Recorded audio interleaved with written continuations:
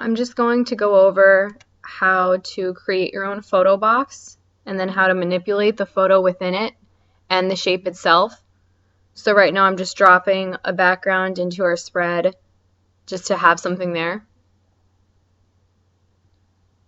Okay, and then I'm going to go over to the shape box over on the left hand side. I'm going to click the little triangle because I don't want to use a square, I want to use a star. So now I have the star tool selected and I'm going to draw a star onto my background.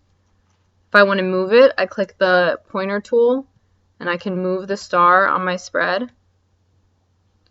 I'm going to go back over to my right to my Images tab. And I'm going to go ahead and drop an image inside my shape. You have to hover your image over the shape until the outline of the shape turns blue and then drop it. If you want to manipulate the image within the shape, double click inside the shape and your image pops up transparent behind the shape. And from there you can make it bigger, you can make it smaller, and you can adjust which part of the picture is showing through your star. So I want a couple of the football players in mine and the referee, so I moved mine and then I click off and that's all that's showing.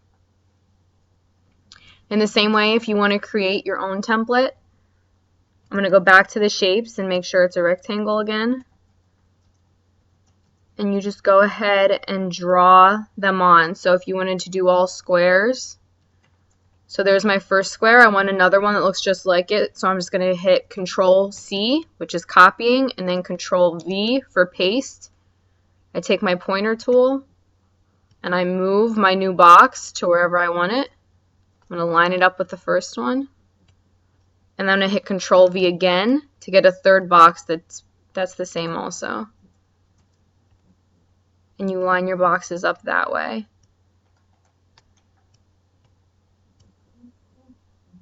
Lastly, if you want to turn one of the shapes, hover your mouse just over one of the corners and you'll get this curvy little cursor. And once it turns into a half circle, you click and you turn and you can adjust your shapes that way.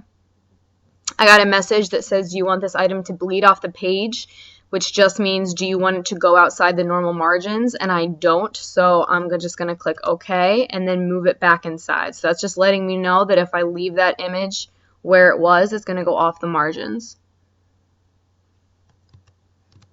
Now I don't really want that square like that, so I'm just going to change it back to the way it was.